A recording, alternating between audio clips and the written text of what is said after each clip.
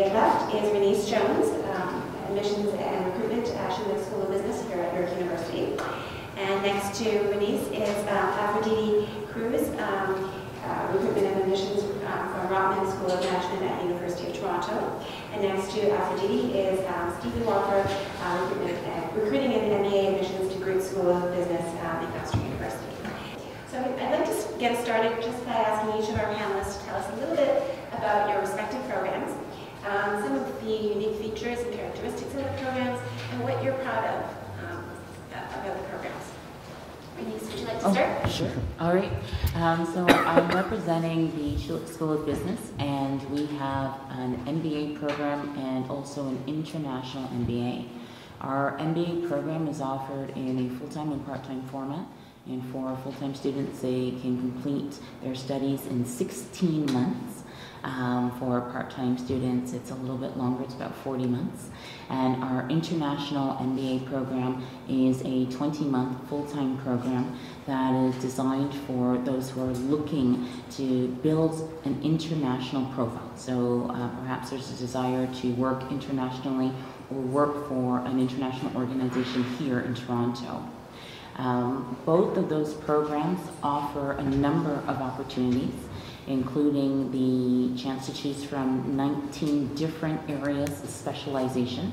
And so that's an aspect that you can use to have the degree cater to your area of interest. There's also the possibility within the MBA to add in an optional internship. The internship component is mandatory in the international program, but for the regular MBA, it's an optional piece that you can add in. And lastly, with both of the programs, if you're looking to have some international experience, we have over 75 partner institutions that you can go on exchange with. And so whether you want to study in Europe, Asia, Africa, Latin America, and I'm sure there are other places that I'm forgetting right now, that is a possibility within the program structure. Great, thank you, Renice. Okay. So the Rotman School offers several different MBA programs, including full-time and part-time. The program that I'm representing today is the full-time MBA. It's a 2-year program. The first year of the program is general for all students, regardless of what sort of academic or professional background you come from, and therefore all students must take the same courses in first year. Second year at Rotman is when you get the chance to specialize. You can specialize in any area that you wish. Our faculty have identified 10 areas of specialization that are the most popular amongst our students. So things like global management, brand management, entrepreneurship would be very, very popular there. One of the things that is also unique in second year is the opportunity to do a study tour. You can do a study tour for 2 to 3 weeks, or you can also do your exchange. Just like York, we have exchange partnerships all over the globe, and it's a nice way to add a little bit of international flavor to your MBA studies. In between the first and second year, Rotman students have the opportunity to specialize and to focus on a specialization in an internship. So a lot of the students that we see are actually students who are hoping to go from one career to another, and they use this internship opportunity to get experience in the new area that they're trying to break into. One of the things that I'm most proud of about our students is that the students at Rotman have a very, very strong sense of community. There's a lot of student clubs for them to get involved in, a lot of volunteer work that they can do with their classmates as well as with alumni and even staff and faculty members. Great, thank you. Steve? At the DeGroote School of Business, we offer 4 different MBA programs.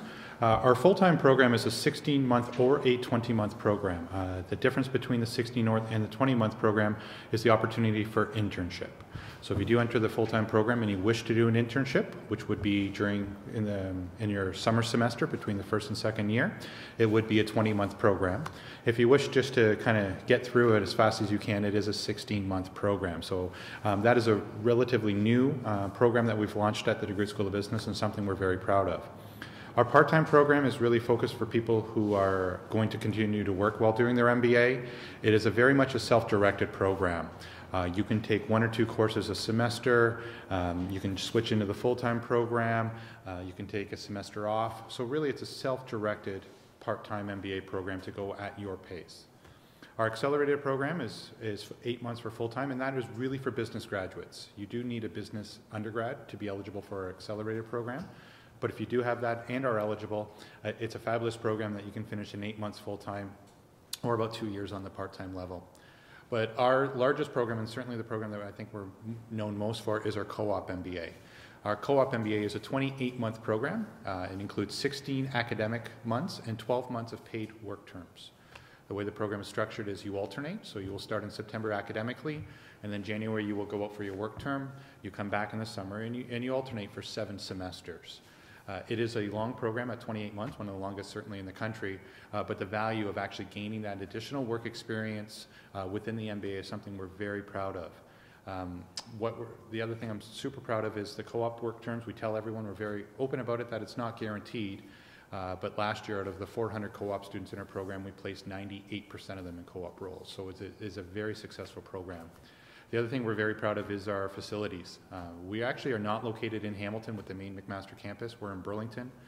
We have a 90,000 square foot building that is only for MBA. There is no other programs in there. There's not PhD or undergrad. It is only MBA.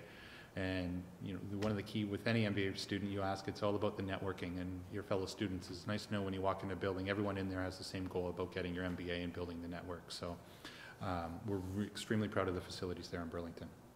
Great, thank you. So I'm going to ask the panelists to reflect on past applications and those, when you think about those applicants who were successful, getting into the program and successful in the program itself, what specifically was it about them that set them apart from those who didn't succeed? Renice? I think that one of the things that sets successful applicants apart is that they have a sense and idea that the MBA is the right step for them at this point.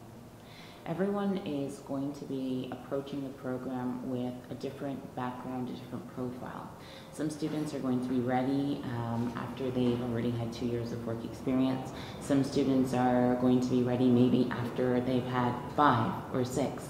And it's making sure that you're clear on when you're ready, and not comparing it to a particular profile that's already established out there of who you think that MBA student needs to be. Really reflect upon whether or not the program will help you to build upon the skill set that you've already obtained up to that point, because then you'll know that you're going to take it seriously, and that you'll be focused, and that you'll be able to get the most out of it. So for those students that have been successful, really they've known that it was the right step for them at the time that they chose to come back. Afrodite? That's a very good point. And I would say that it's also true for Rotman applicants, and I think, Stephen, you'd agree that it's also true for applicants to MAC. One thing that I do want to add is a thing that I have noticed in recent applicants is the ones who put together stronger applications are generally more knowledgeable about our MBA program as well as other MBA programs. And they know why their particular goals are nicely aligned with what a particular school can do for them. So one piece of advice that I can give to each and every one of you to help make your application stronger for a future session would be to really research your top 2 or 3 MBA programs and know everything you possibly can about those schools and how those things relate to you and how those things and why those things are important to you. There's nothing that I hate more than reading a very general essay that tells me I want to do my MBA because I want to advance my career. Well, that's nice, good for you, but you can do that in any MBA program. Why do you hope to advance your career at my particular school, or at MAC, or at York? And how much do you know about that school that will allow you to actually achieve your future goals? And just in addition to that about gaining knowledge on each school, I think most successful applicants have already talked to students within each program. Almost every school will allow you. They have MBA ambassadors. Talk to the people in the program. Talk to the alumni, because if you're going to know which program you want to go into, it's an absolutely crucial step to be talking to people within the program, and not just the recruiting and admissions team, but the actual students in the program. And they can help you a lot. A lot of the students will give you advice on writing the GMAT. They'll give you advice on references. They'll give you advice on what they did to get into the program. So not only are you going to gain information on the program itself and why it is the best fit for you, you're going to gain really good advice from them about how they applied and what they did to make them successful. So reach out to as many possible people as you can. What are some common pitfalls or problems that you've noticed that might count against an applicant? Yeah. I think one of the most common things that I've seen is that students will submit their application and their references won't be strong. And what that immediately shows is that the applicant didn't even take the time to connect with those that they were asking to recommend them for a program that is important to them, right? So it is perfectly fine to connect with your referee and say, I'm interested in this program and these are the reasons why. These are the aspects that I would like you to really focus in on in the recommendation letter that you're going to prepare for me, and then say, would you be comfortable writing a great reference for me? Because if the person hesitates, or if they're unsure, or if you get a sense that perhaps there's not going to be support for you moving forward with that application, they may not be the most appropriate referee for you. Okay, and I know that for a number of schools, those references are looked at very closely, not just for the admission piece, but also for scholarship consideration. So make sure that you choose referees that will actually be able to help support your application. That being said, you should also be looking at choosing referees that can speak to your strengths and weaknesses and opportunities for development. That means that the person should have worked with you for some time. They know you very well. They're going to be able to say, yes, these are the things that make you a star, and these are the things that you can work on so that you'll have star potential in the future. And that is an important conversation to have with them, and an important aspect for them to be able to highlight so that we see a balanced recommendation. One of the things that a lot of the students that get to the interview stage make a mistake with is they treat the interview like it's not a job interview. They treat it more of as a casual chat. Regardless of which MBA school will call you for an interview, what I want each and every one of you to do when you go into that interview is to treat it as if you are interviewing for a job, okay?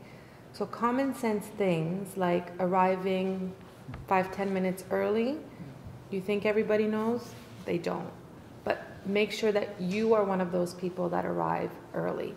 Make sure that you are one of those people that comes properly dressed. Believe it or not, I have had people come to an MBA admissions interview with me in shorts, in jeans, in a tank top, and none of those are acceptable for any kind of a job or any kind of an MBA interview. Make sure you are dressed to represent yourself as a true professional, because you are applying to a professional program. Okay.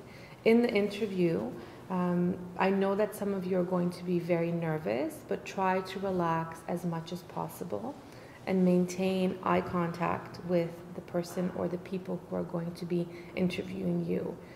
One tip that I learned when I was in university through my career center was actually to look at them in the eye and to smile, because when you look at them in the eye and you smile, your body will naturally relax itself more, and you'll start to feel more and more confident in what you're saying as you go along through the interview. Not everybody is going to have a perfect answer for every question that is asked of them, and that's okay. The nice thing about a lot of these MBA interviews that you'll be attending is that there is no perfect answer, because the interviewer will be calling on you to bring up examples from your own personal experience.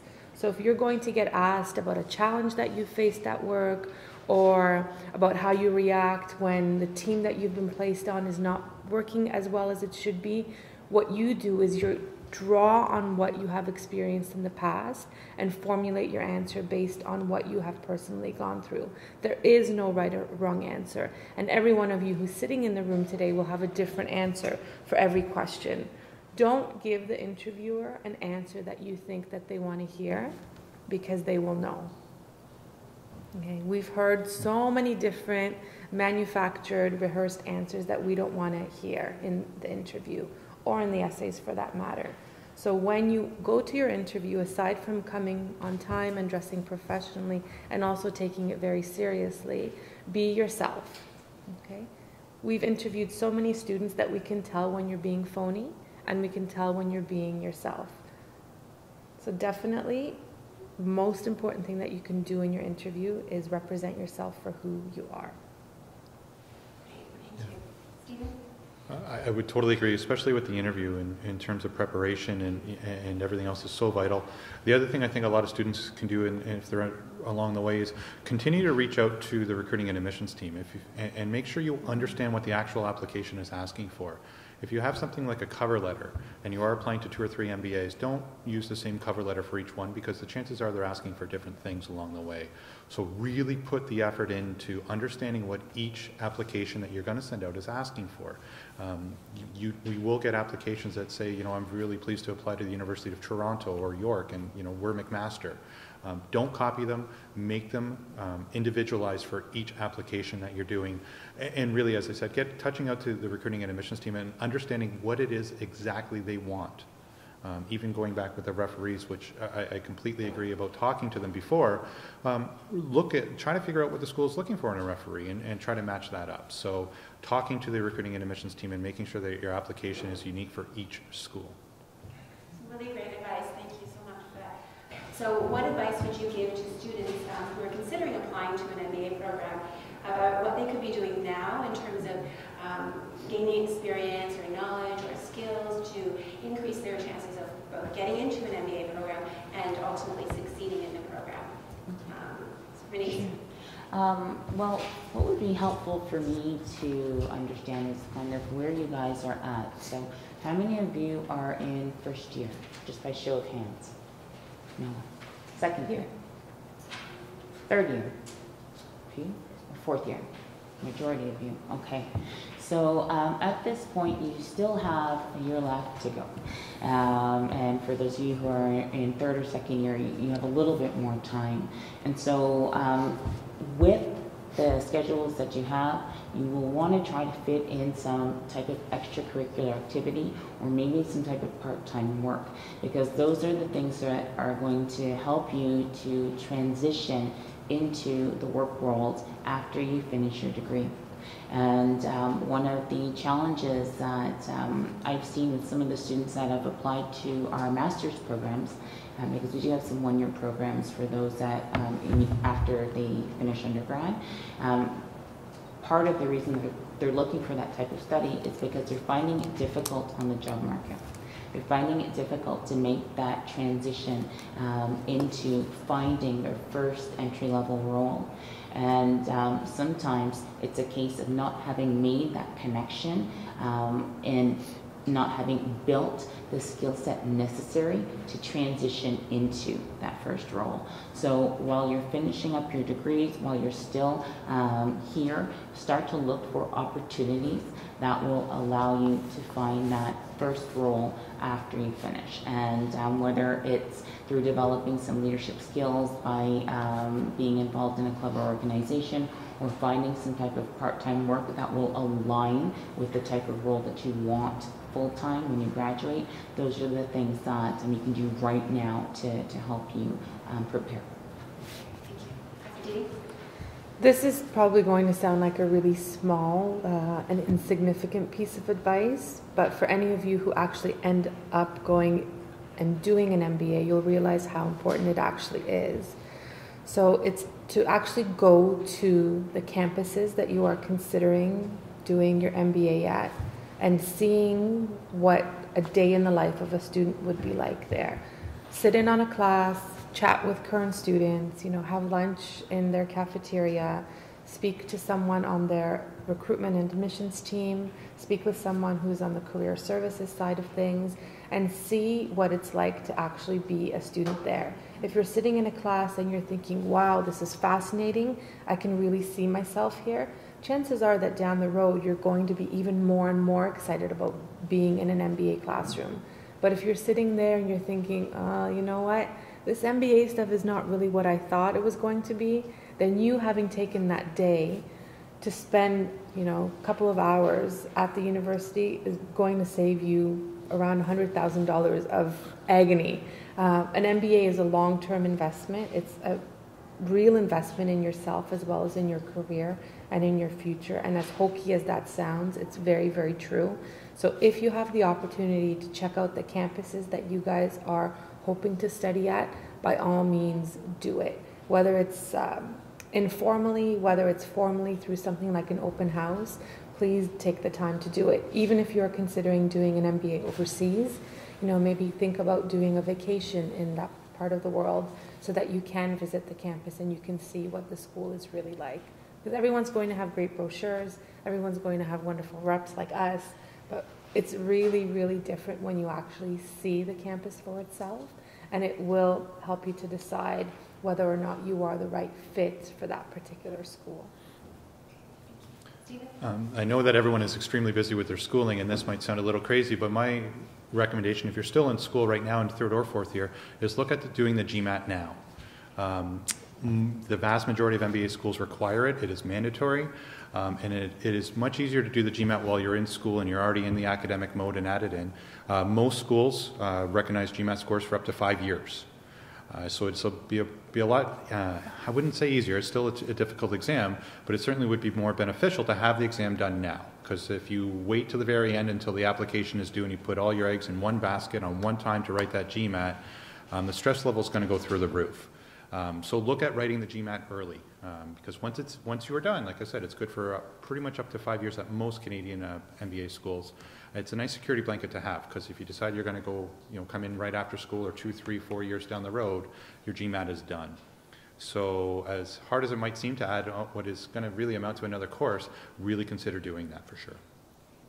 Great advice. What's the average age of the students in your program? Just curious. For each school. So you're looking for demographic information? Yeah, just an idea of the students in the programs. Sure. At Schulich, the average age is 29. At Rotman, it's 28. We are 25. Thank you. I don't think there is a direct correlation to how old you are and the success in the program, because we'll consider students that have had 2 years of work experience or more, so from 24 and older, and really the success in the program is correlated to your focus and your interest, right? Are you really giving 110% to your studies and to the activities and networking and opportunities that are being presented while you're in the program?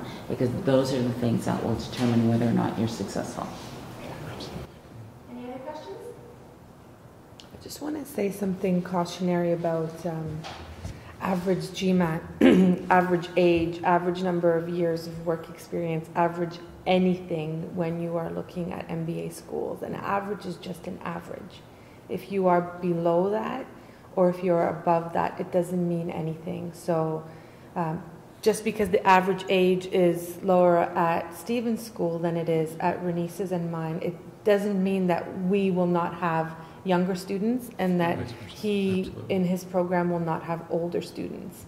A lot of times students who fall below the average of a particular school will get discouraged and not apply to that school, especially when it comes to years of experience, age, and GMAT scores. So please do not let averages discourage you from applying to a school.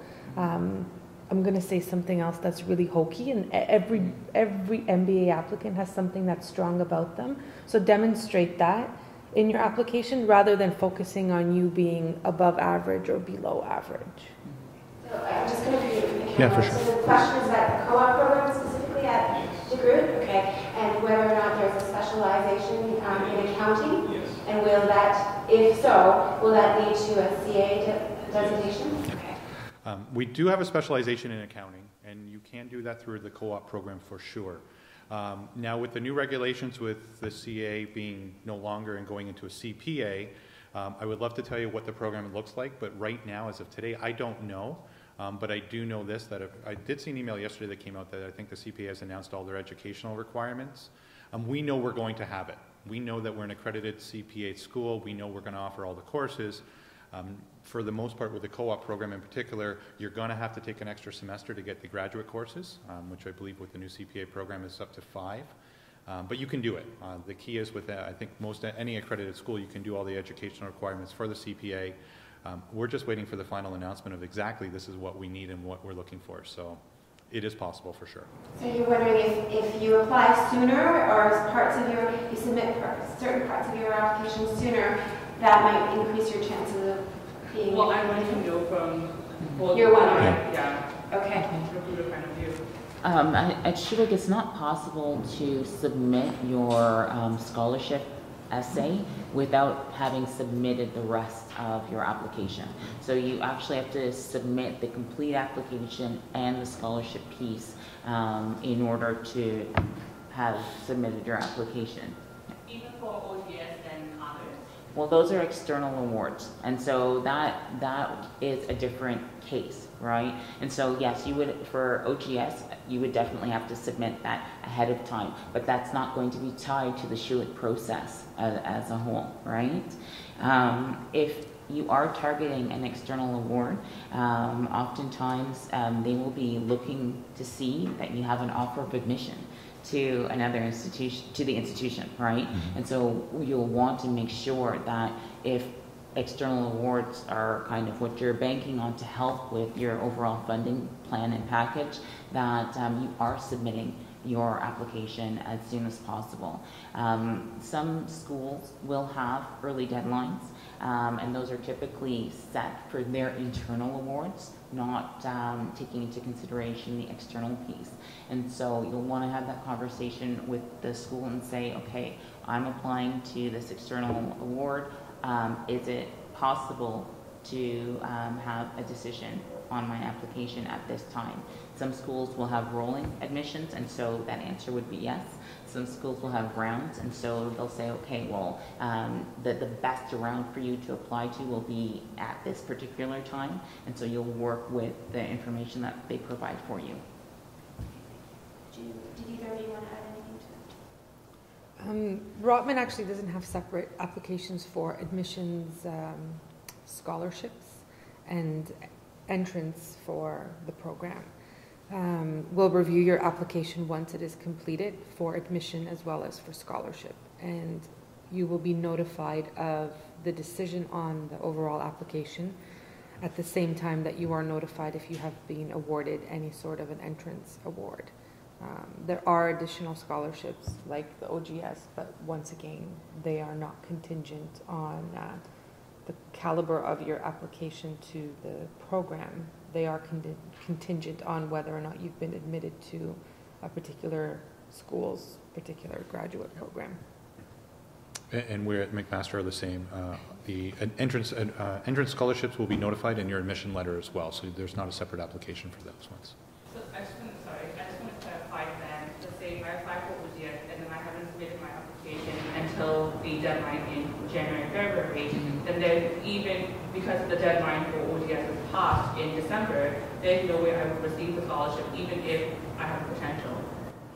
It depends on the entry point, right? So it is possible to start different programs at different times, right? So if the OGS deadline is, November, and you're looking at a summer start for, or even a January start, then maybe there's a possibility of finding out that you've gotten an offer of admission, and then looking at starting or deferring that offer until the next entry point, until you're sure that you've gotten the scholarship.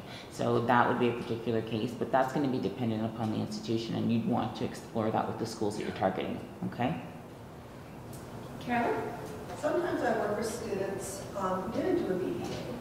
They might have done business and society, or they might have done other programs, and they wonder A, are they at a disadvantage applying to an MBA program without a BTA at all? And B, and this is a bigger concern, once they're in the program, are they going to fit in with people who've been already acculturated within the business school way of doing things?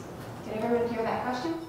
So if you don't have a business degree, undergrad degree, can you still? More specifically, one from a business BBA, school, yeah. which is a different kind of degree than business and society degree, for instance. Right. I think that that's a really interesting question, and it's funny because there's a perception that in order to enroll into an MBA program, you have to come from a BCom or a BBA background from a particular institution, right? You have to have gone to the right undergraduate school.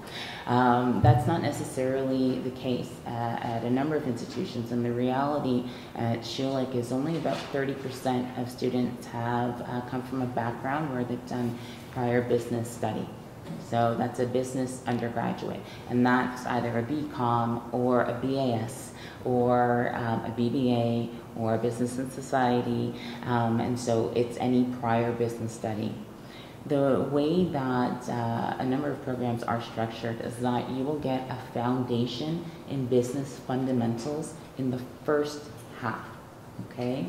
So whether you've come from a highly structured business program or if you've come from a program that has kind of touched on business, there is that opportunity to make sure that you're going to be on the same page, on like playing in the same game as everyone else who is going to be in the MBA program and learning.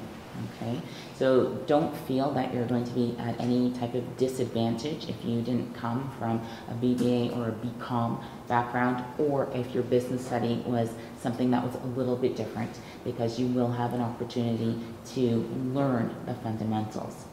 With some of the MBA programs also, depending on the courses that you pursued, if you did do a business undergrad, you may be able to get some type of advanced standing or acceleration.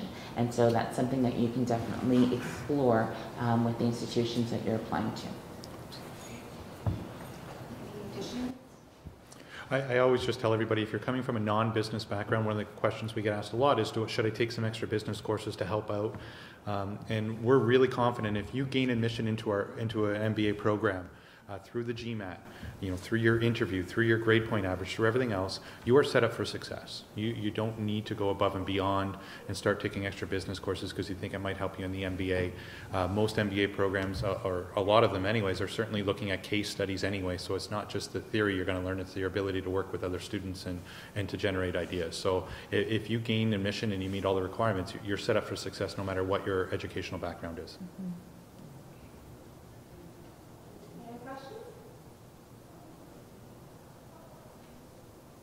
Can I just add on to that? Just one other thing is, if you are feeling a little bit shaky with maybe your case analysis or accounting or finance, a lot of programs will have like a prep week in which you can actually get an overview of the pieces that you may feel you're going to be a little bit weaker in.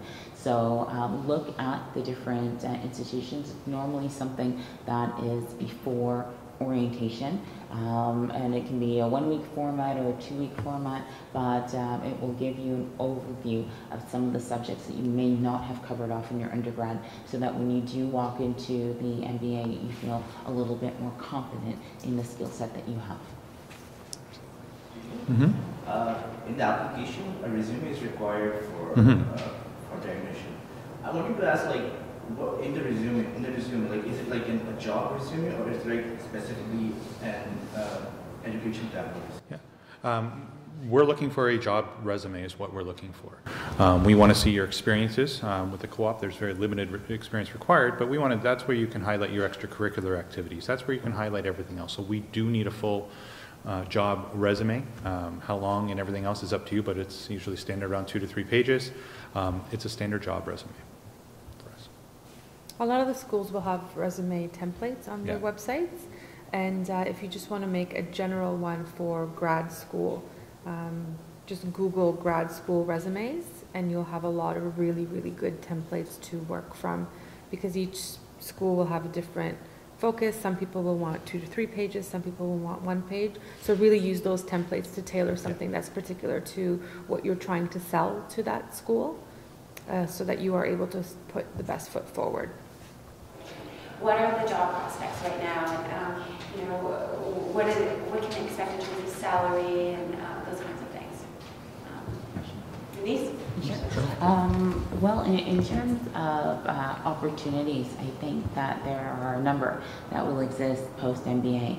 Of course, depending on the point that you enter into the program and depending on whether or not you are making a switch in your career, because sometimes students pursuing an MBA will be looking to enter into a new function or a new industry.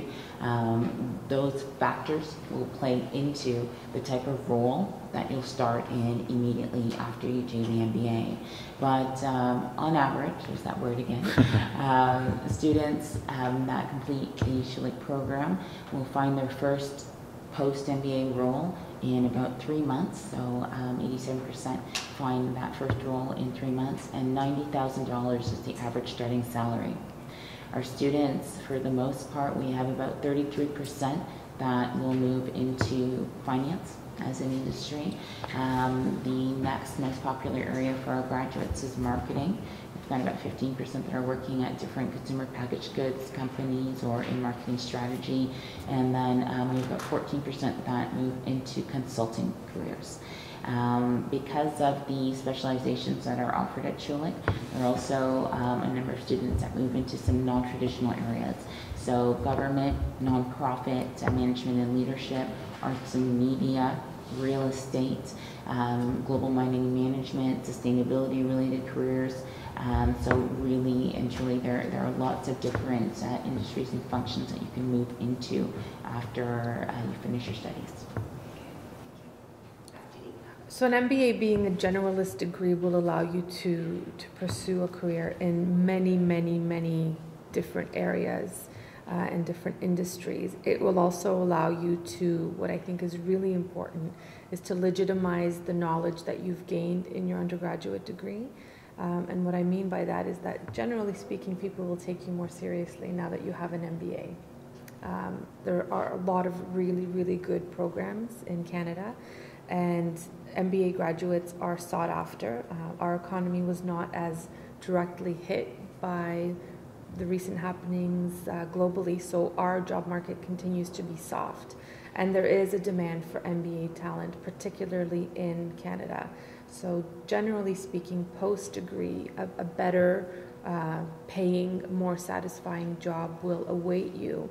And yes, that's a nicely packaged answer. So now the reality part of the answer is the harder you work in the program, the more you network, and the more seriously you take your internship, your career center advisor's advice, the better job that you will get at the end of your studies. And if you are willing to do the work, you will get a better job in an area that you are actually interested in. With our program, the two major industries that our graduates are going into is finance and healthcare. We actually have a healthcare specialization within the DeGroote School of Business, and from a recruiting point of view in terms of numbers and people coming in, it's actually number one.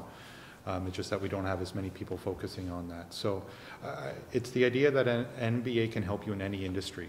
And I always say think out of the box with that. It's whether it's not-for-profits or whatever you want to go into, it can help, and it will definitely open some doors. With the co-op program as well, it's a really nice advantage that a lot of our employers and recruiters view that as really a 4-month job interview. So if you're going to work for that company for 4 months, that's your interview. It's already done, and last year 60% of our students actually came off their last co-op term with a job offer immediately. So it does work. Overall with our program, our starting salary is a little bit lower. Our average salary is around $70,000, just under $70,000 for our students. So again, I do believe it's a direct correlation to the experience. But don't come in and thinking that's what you're going to make, because again, it is an average. Any job opportunity and any offer you get is going to come from what you put into the program. So when you're extremely tired from all the midterms and presentations and there's a networking event and you don't really want to go, you should go, because that's where your job's going to come out of. So whatever you do, put everything you possibly have into an MBA, and that gets into the information and knowing that this is the program and this is what you want to do for sure. I wanted to ask about the funding opportunities for students. With our program, I mean, certainly with the co-op, they're paid co-op, so that certainly helps. Over and above that, with our program, there's opportunities certainly for entrance scholarships. There's internal name scholarships. There are TA positions as well. So if you want to get a little bit involved and become a TA, both at the MBA level and at the undergrad, we do allow our students to do that. We do have bursaries as well, and to be eligible for bursaries, you do need to be eligible for OSAP. Our program is OSAP eligible as well, so there's quite a few opportunities. Very similar at Rotman, but we also have partnered with Bank of Montreal and RBC for 2 loan type programs, and Rotman will pay the interest on any loans that you get towards your tuition from either bank, and you never have to pay those loans back. For most students, it's anywhere from $9,000 to $12,000 over the course of 2 years, and we also have a lot of corporate funded scholarships in the second half of the program, depending on how well you have performed in first year and how involved you have become in the Rotman community. And Schulich students often will use a number of different things to put together for their funding of the program. OSAP definitely is one of the pieces of that puzzle. The next would be perhaps pursuing a student line of credit, and depending on your credit history, you may be eligible for up to $90,000 to help support your study plan. Of course, there are a number of entrance scholarships and awards that are available, and if you look on the Schulich website, there's a PDF booklet that will detail every single award that is there. And for those students that are entering into their second year, there are a number of continuing awards also. For those that don't necessarily meet the minimum requirements for any of the scholarships and awards, there are needs-based bursaries that you can apply for if you're studying full-time. Bursary can be up to $10,000 in the first term and up to $2,000 in subsequent terms. So it can be very helpful, and bursaries are free money, so you don't have to pay that piece back. The loan, however, yes, but the bursary. So. There was another question? Yes. I just had a question about the specializations. You said that Schulich had about 19, and DeGroote has healthcare and finance. I'm wondering, in general, do students know exactly what they want to specialize in when they come in for the application, for the interview? And is that a strength also throughout the application process? Do you want to start? Sure. A lot of students are coming in knowing exactly what they want to specialize, yes. Whether it's a strength or not, we don't view it as a strength, because we realize that a lot of times you'll come into the program, especially with an MBA, it might change your mind. With our program, you can. I believe the other programs, you can change your mind as well. A lot of students, I guess the easy example is even in an undergrad business, certainly at McMaster, about 70% come in and want to do accounting, and after they start taking the first accounting course, they decide they want to go somewhere else. Most MBAs allow you to do that. Is it good to come into the program with a plan and an idea? Absolutely, because that gets to the information that you've gathered. But I always say to everyone, be a little bit open about it, because you might go to a networking event, or you might meet someone that might pique your interest in realizing with an MBA, being a little bit flexible, you can always change that mind and look into something else. I think that the openness piece is really a good takeaway, because often what does happen is through the initial courses that you take, through the activities that you'll become involved in, the people that you meet with in the program, the idea of what you had when you started may completely shift and change. And so being open to the possibilities that will present themselves will put you in a good position to take advantage of the specializations that will be a fit when you hit year 2. So on the application, yes, you can indicate the areas that you're interested in. You're not tied to those in any way. We expect that it will change. It's rare that someone will come into the program and say, this is it, this is the only thing I'm doing, I'm only focusing on this. It may happen sometimes, but really with the nature of a 2-year program, there is that possibility for exploration and seeing, how your goals will shift and change as you start to grow and develop professionally.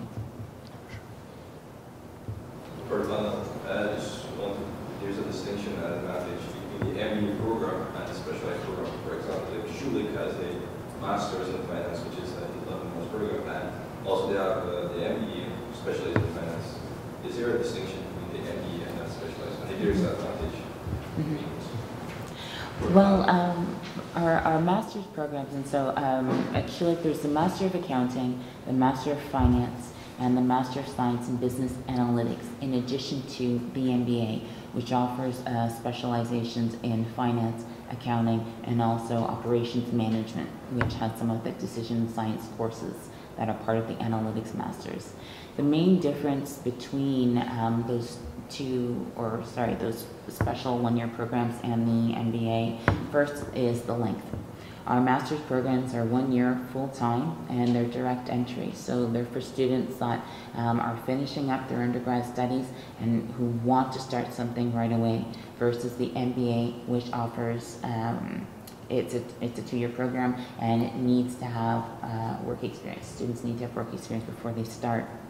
The 1-year format is very specialized, very technical, and you're going to be only focusing in on that particular area, whether it's accounting, finance, or analytics, versus the MBA, which has the general management component in addition to the opportunity for specialization. For students that are pursuing the master's program, we recommend that that in the short term, this is the direction that you want to head into. You're targeting a career in finance, or you're targeting a career in accounting, or you're targeting a career in analytics, at least in the short term, because there won't be any flexibility or opportunity for depth in your learning plan, okay? Versus the MBA, which offers more flexibility. It has more depth. There are different areas that you can focus in on, and you're gaining more of a general management skill set versus the highly specialized skill set in the master's program. So that would be the main difference between the two. Typically, you're at a different career point if you're targeting a master's program versus the MBA. And so you really have to think about, is the 1-year full-time master's going to be the fit for the entry-level role that I may be targeting after I graduate? Or do I want to find something else, work for a few years, and then come back and do an MBA because I see myself managing within an organizational structure? One thing that I want to add to Renice's answer, aside from the fact that Rotman's only specialized program is the Master of Finance, is that generally speaking, graduate programs that are specialized programs and are done immediately after the completion of your undergraduate degree will prepare you for subsequent entry-level jobs. Whereas the MBA, regardless of if you do an internship component or a co-op component, will prepare you for a job that is not entry-level. There's a different level of knowledge that is expected of an MBA graduate as opposed to just someone who has a specialized master's. So you have to think in the long term, and as Renice was saying, what do you want to do short term, what do you want to do long term? An MBA will prepare you for higher level careers, obviously with more opportunity for movement and pay. Whereas a lot of the specialized programs, and right now the market is saturated with them in every single area you could possibly think of, will most likely prepare you for entry-level work immediately post-degree.